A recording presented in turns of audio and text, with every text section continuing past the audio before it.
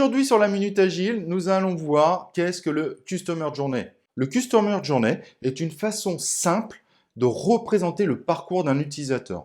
Ça a plusieurs avantages. 1, de travailler sur le parcours utilisateur. 2, ça permet de simplifier visuellement ce parcours utilisateur. Donc forcément, si c'est simplifié, ça nous permet de travailler plus facilement, que ce soit avec les membres de l'équipe ou que ce soit avec ses utilisateurs eux-mêmes. Et 3, ça nous permet d'inviter les utilisateurs et grâce à cette simplification et ce travail qui a été réalisé, de voir si on est dans le vrai et si ce n'est pas le cas, d'être re-challengé par les utilisateurs. Du coup, on mettra à jour notre Customer Journey. Donc, comme vous pouvez voir ici, vous avez la représentation d'un Customer Journey.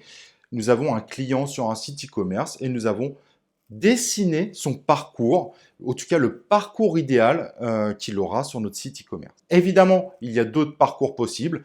Tout ce qu'on va faire, c'est plutôt de matérialiser le parcours type qu'on attend de cet utilisateur. Et comme vous le voyez, c'est quand même une représentation simple que tout le monde peut comprendre. Du coup, quand on va inviter notre utilisateur pour faire une interview, il va facilement rechallenger notre vision de son parcours.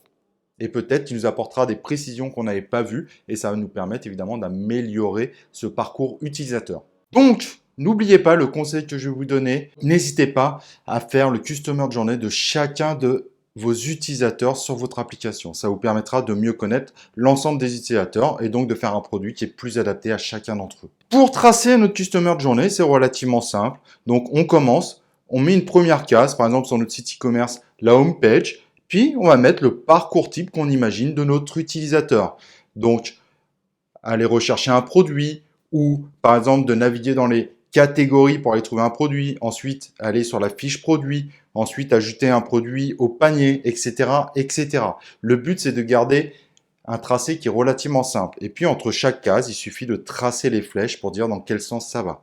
Si jamais on imagine des parcours inverses, on ne les met pas, on met plutôt seulement dans un sens pour ne pas perturber la compréhension qu'on a de notre Customer Journey. Et vous voyez, en quelques petits tracés, en quelques mots, on a une représentation très simple et très facile à comprendre du parcours de notre utilisateur. Et pour alimenter notre Customer Journey, on peut aussi mettre une petite case où on dit que pour le moment, on n'est pas très clair.